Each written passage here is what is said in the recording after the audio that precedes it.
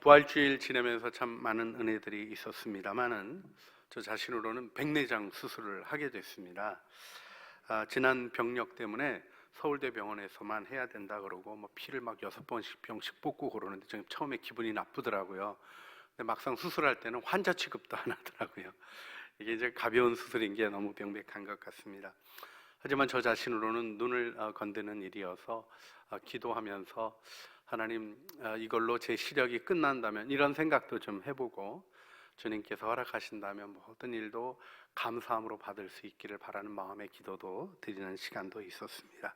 주님이 은혜도 주시고 또 사랑도 베풀어 주시며 우리 창조교회 식구들의 사랑의 기도 속에 수술이 너무 잘 순조롭게 진행되었고 창조의 사랑을 많이 느끼는 시간을 가지게 되었습니다. 감사드립니다. 수술하고 뭐가 바뀌었냐 이렇게 물으시면 눈이 밝아졌습니다 이렇게 얘기할 수밖에 없을 것 같습니다. 전에 늘 보던 것이 다르게 보이기 시작하더라고요.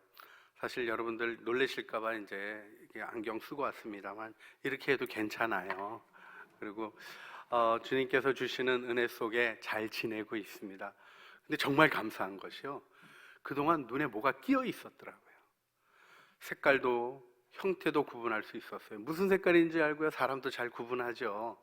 제가 무슨 큰 어려움을 겪었던 거가 아닙니다만은 흐릿하게 가렸던 것이 없어지고 나니까 색깔이 얼마나 선명하게 다가오는지, 제가 책상에 앉아서 이 물건들 색깔이 이랬었나 하는 정도의 감동을 막 받고요.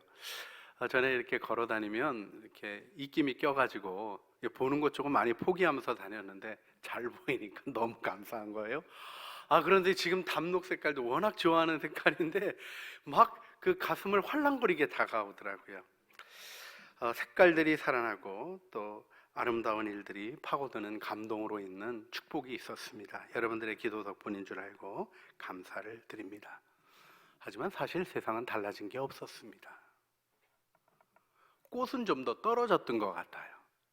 그런데도 모든 게 얼마나 아름다운지, 거두어지고 열려지는 일이 무엇인가를 다시 한번 생각해 보게 되는 시간들이었습니다. 강당 꽃꽂이도 너무 아름답고 여러분도 너무 아름답고 멋지십니다. 할렐루야. 저에게 이렇게 멋있는 그리고 이렇게 아름다운 분들이 함께 있다는 것이 또 큰 감동으로 다가오는 주일입니다. 변화라는 것이 있는 것을 생각하게 됩니다. 여러분, 우리의 삶엔 변화와 전환이 이루어지는 순간들이 분명히 있습니다. 신약 성경을 보면 전격적인 변화가 있었던 것을 보게 되는 장면이 있습니다. 복음서에 나오는 제자들의 모습과 사도행전에 나오는 제자들의 모습은 너무나 다릅니다. 복음서에 나오는 제자들은 비겁해요. 사도행전에 나오는 제자들은 담대합니다.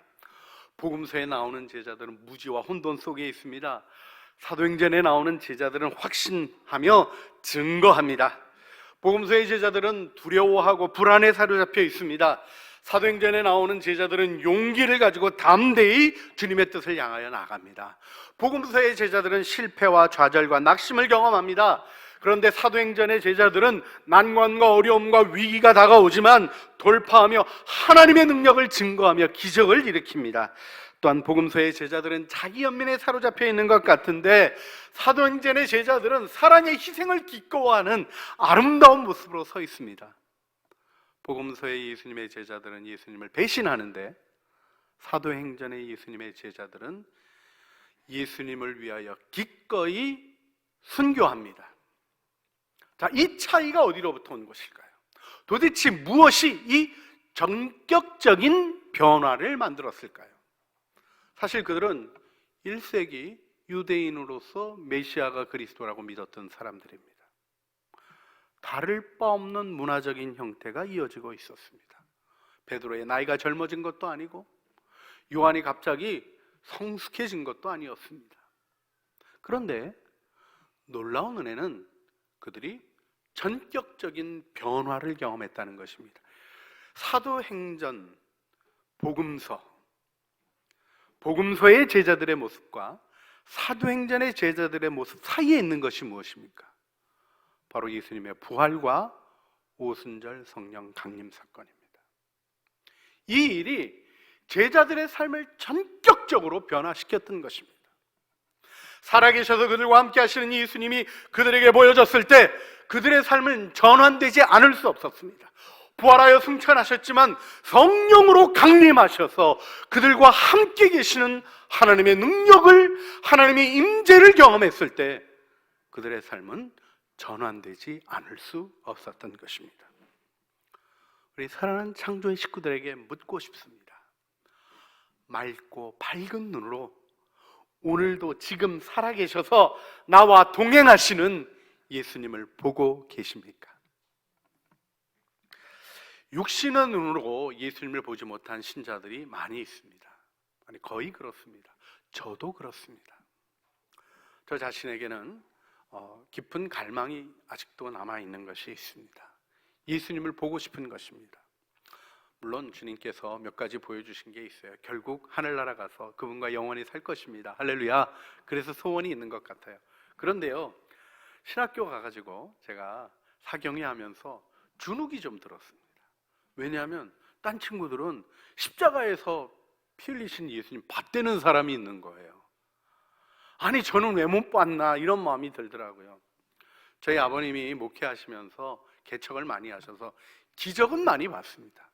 병 고치는 기적도 체험했습니다. 저도 저 자신이 병 들었는데 우리 어머니 기도하고 수술해야 될 탈장이 그냥 싹 나버리고 지금까지 멀쩡하게 잘 살고 있는 경험도 하고 있습니다.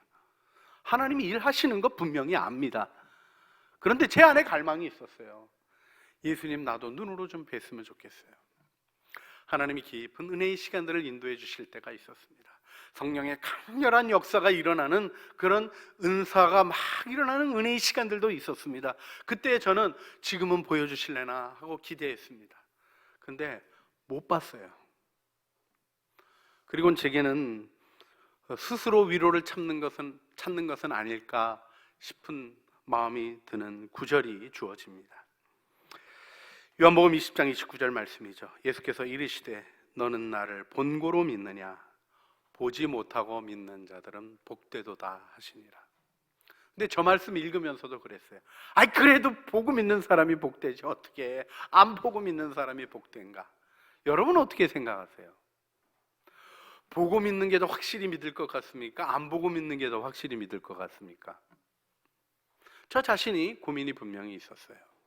그런데 주님이 보았다는 분들 안에도 있는 어둠을 보여주시는 일이 있었습니다.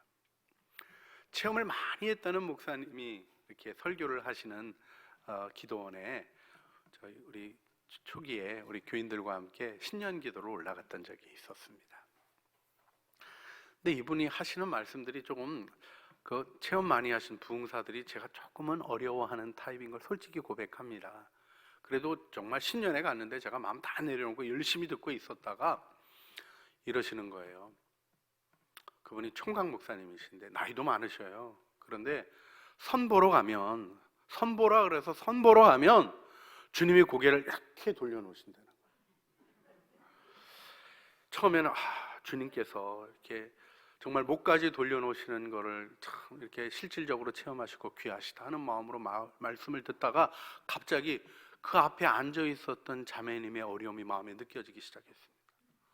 아니, 나이 많은 목사님 선보라 그래서 별로 잘생기지도 않으셨거든요. 나오셔서 보는데 고개를 이렇게 돌리고 계신 일 속에 그 자매님이 겪으셨을 거절감, 그 마음이 아프더라고요. 근데 주님이 말씀해 주시더라고요. 그래서 나와 대화하는 것이 중요하다고 알려주시더라고요. 그리고 주님은 우리의 목이나 돌려놓는 일로 자기의 능력을 사용하시는 분이 아니시라는 것 알려주시고 우리가 자원하는 심령으로 섬기기를 원하시는 마음을 보여주셔서 제가 조용히 다른 모임들을 진행했던 일을 기억합니다. 여러분, 주님을 봤다고 하지만 본 것의 메인 사람도 보게 됩니다. 보았다는 과거의 체험만 반복하고 있는 오늘이 없는 사람들도 보게 됩니다. 우리에게는 어두움이 있을 수 있습니다. 육신의 눈으로는 보았다고 확신하여도 가리움이 있을 수 있고 어둠이 있을 수 있다는 것을 겸손히 마음에 인정하는 것이 필요합니다. 성령께서 열어주시는 영적인 열림이 있어야 되는 것입니다. 할렐루야. 성령께서 열어주실 때 비로소 보기 시작하는 겁니다.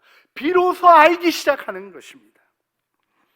제가 백내장 수술하기 전에 장애인은 아니었습니다. 다 보고 있었어요. 형태도 보고 색깔도 보고 사람도 알아보고 좀 불편하기는 했지만 큰 문제가 있었던 것도 아닙니다. 하지만 달라지더라고요. 마음으로 다가오는 일이 생겨지더라고요. 선명하니까 너무 아름답더라고요. 감동 없는 형태가 아니라 살아 움직이는 생명을 느끼는 기쁨을 무엇이라 표현할 수 있겠습니까? 제가 새 인생을 사는 느낌입니다. 하나님이 주시는 큰 기쁨이 분명히 있습니다. 우리의 영적인 삶에 우리의 시선을 흐리게 하는, 그래서 수정태를 탁하고 흐려지게 만드는 백내장같이 혹시 가려지는 것은 없을까요? 살펴보셔야 합니다.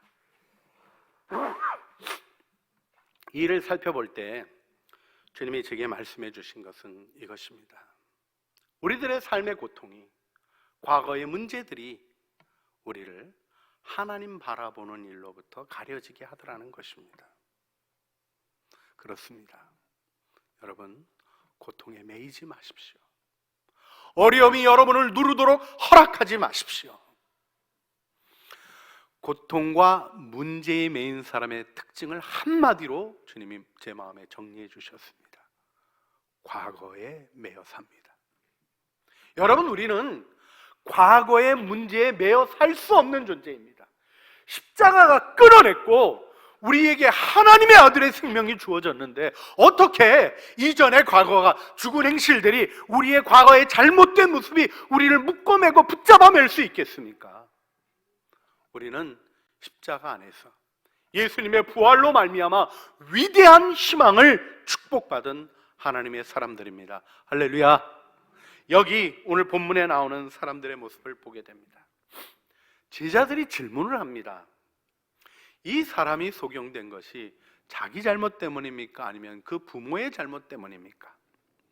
여러분, 이 질문에 사실 제자들의 판단하는 선입견이 들어있는 것을 보십니까? 누구 죄인가를 묻는데, 누구 죄 때문에 맹인이 되었는가를 묻는데, 나면서부터 맹인되었던 사람이 죄져서 맹인될 기회가 있습니까? 없습니까? 없는 거예요. 사실 제자들은 저 사람 저렇게 눈멀게 태어난 건 보나마나 부모들 죄다 하는 생각이 있었던 거예요. 여러분, 누구 탓이냐를 따지는 일에는 이토록 선입견이 들어가고 그 선입견이 내려지는 말에 결론이 나지 않아도 듣는 사람은 무거운 마음과 정죄감으로 시달리게 되어 있습니다. 이것이 제자들이 했던 말이에요. 그 부정적인 말을 예수님이 전환시키십니다. 제자들은 원인을 묻지만 예수님은 해결하십니다. 할렐루야. 자동차가 전기차가 낫냐, 휘발유차가 낫냐, 이렇게 제자들은 싸우고 있다면 예수님은 차를 가지고 움직여 목적지로 가시는 분이에요. 여러분, 우리의 삶에 무엇이 더 중요한가를 놓치는 어리석음이 우리를 누르지 못하게 해야 합니다. 우리를 과거에 붙잡는 모든 일들은 우리의 삶의 능력으로 나가게 하시는 하나님의 은혜를 가로막는, 흐리고 혼탁하게 하는 백내장 같은 것은 아닌지 살펴보셔야 합니다. 우리 주님이 우리의 눈을 밝히십니다. 할렐루야. 그렇습니다.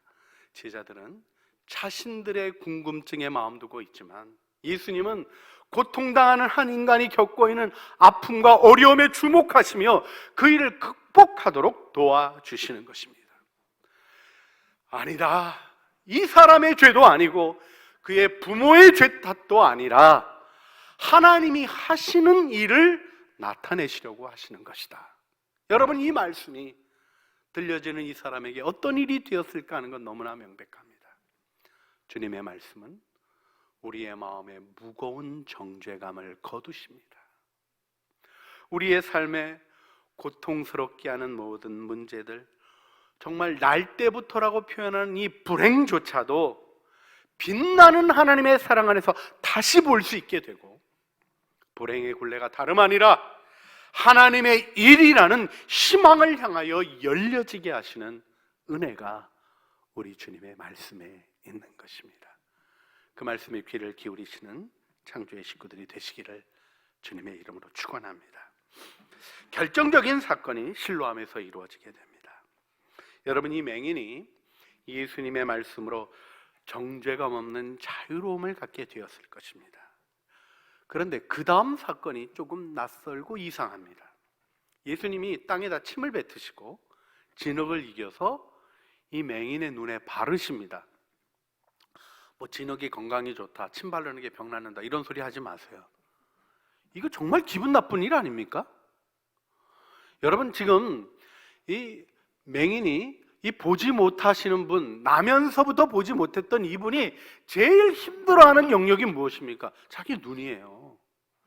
여러분, 우리 국회의원 중에도 좀 눈이 불편하신 분 나와서 방송하시는 거 보면 눈의 초점과 그 눈동자가 제대로 있지 못한 모습을 조금 우리가 불편하게 느끼죠. 옛날에는 그런 걸 가지고 조롱도 하고 이 장애를 놀렸던 시절도 있어서 옛날 어른들은 어떻게 하셨습니까? 안 보이시면 시꺼먼 안경을 쓰셨어요. 왜요? 자기의 수치를 보지 말라고. 예수님 지금 뭘 하시는 거예요? 영린을 건드리시는 거예요. 그의 눈에 진흙을 바르시는 거예요.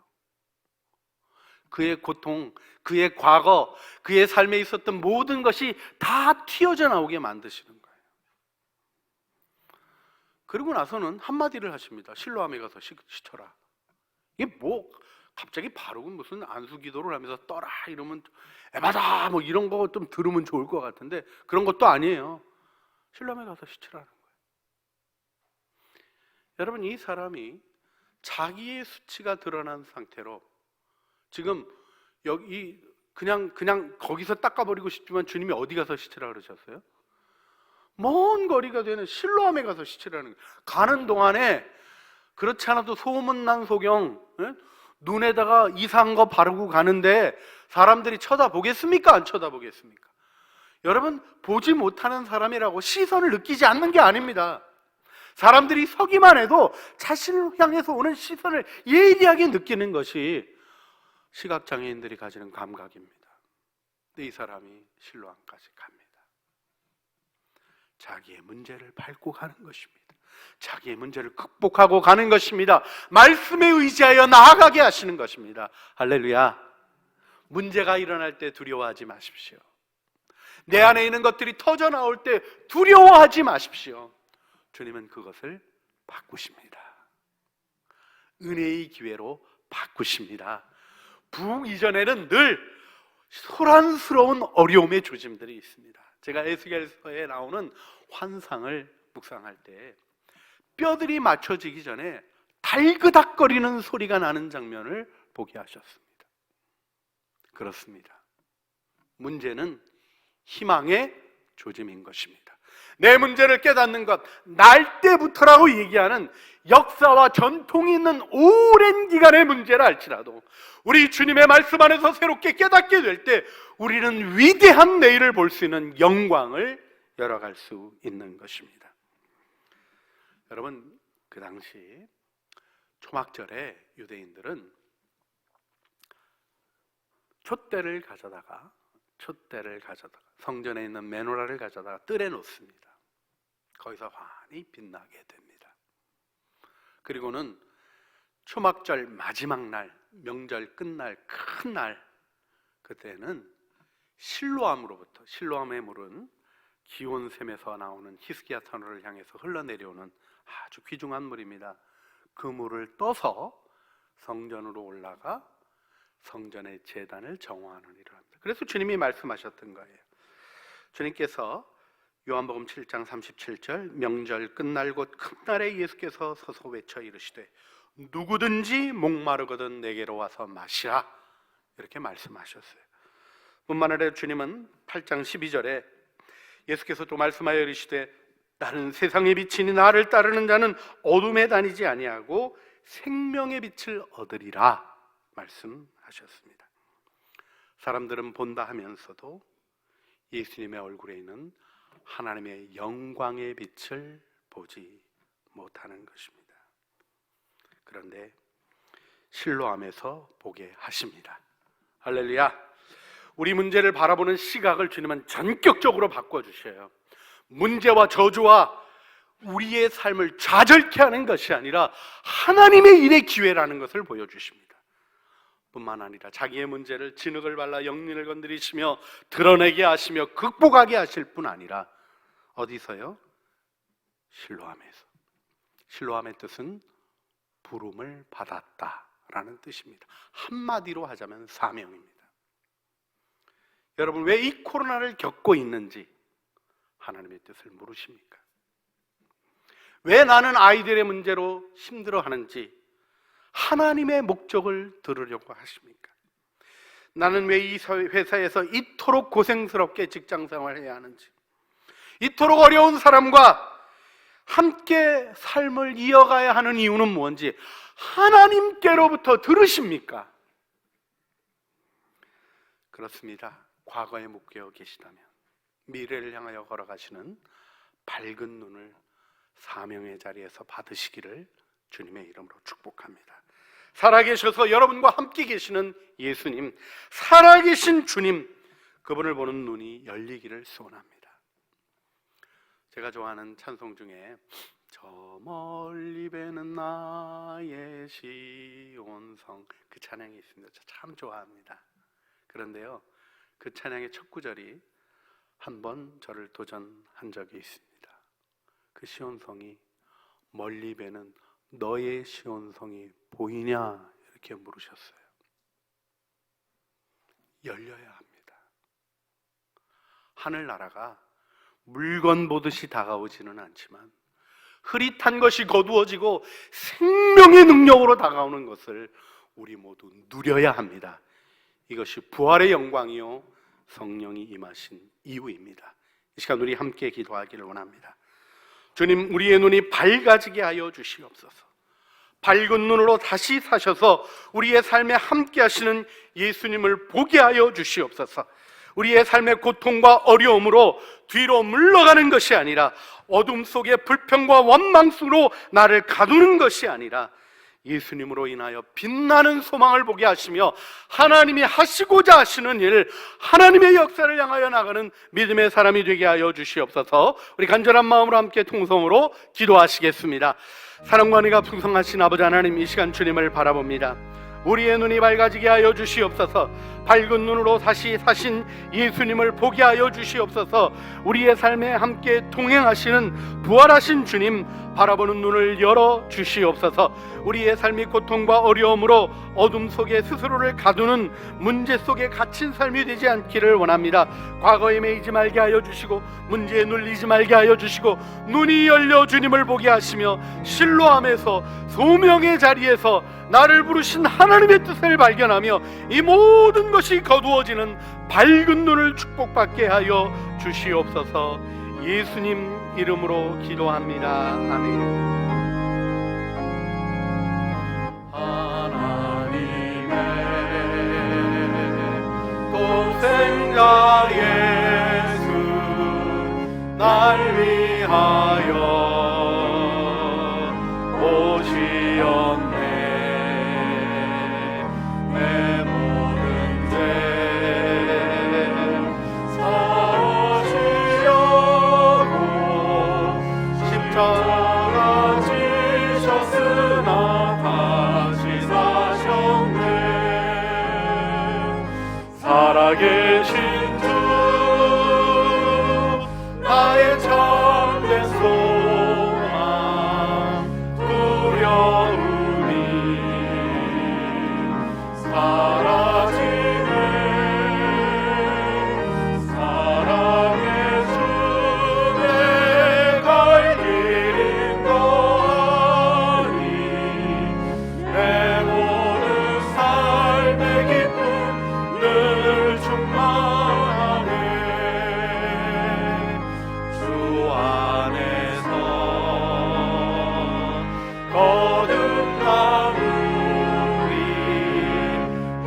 거하며 찬양하리. 가슴 속에 넘치는 화신 우리의 가는 길에 소망 넘치네. 살아계신 주 나의 참된 소망 두려움이 사라지네. 사랑의 주 내 갈 길 인도하리. 내 모든 삶의 기쁨을 다 같이 일어서서 부르시겠습니다. 선한 싸움 다 마친 후에 우리 주님 되오리라. 사망 원세 다 물리치고 주님이 다스리니 영광 넘치네. 살아계신 주 나의 참된 소망 두려움이 사라지네. 사랑의 주 내 갈 길 인도하리. 내 모든 삶의 기쁨을 충만하네.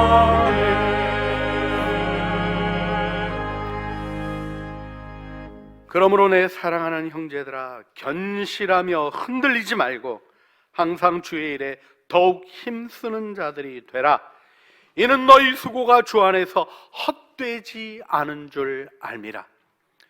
이제는 우리 주 예수 그리스도의 은혜와 아버지 하나님의 사랑과 성령 하나님의 교통하심이 부활하여 우리의 삶에 동행하시는 주님을 바라보는 눈이 성령의 충만함으로 밝히 열려지기를 소원하며, 이제 주님이 보여주시는 선명하고 분명한 삶의 전환 속에 증인으로 서서 하나님의 뜻을 이루는 삶 살기를 소원하는 사랑하는 주의 자녀들 머리머리 위에요, 은혜로 주신 가족 식구들 가운데, 수고하는 생업 위에 사랑하는 백성들이 걸어가는 삶의 모든 환경과 또한 만남들과 주님이 악하고 무리한 일들로부터 보호해 주시는 은혜 속에 걸어가는 걸음걸음 담대하고 확신찬 믿음의 걸음들 위에 이제와 영원 무궁토록 함께 있어지기를 간절히 축원하옵나이다.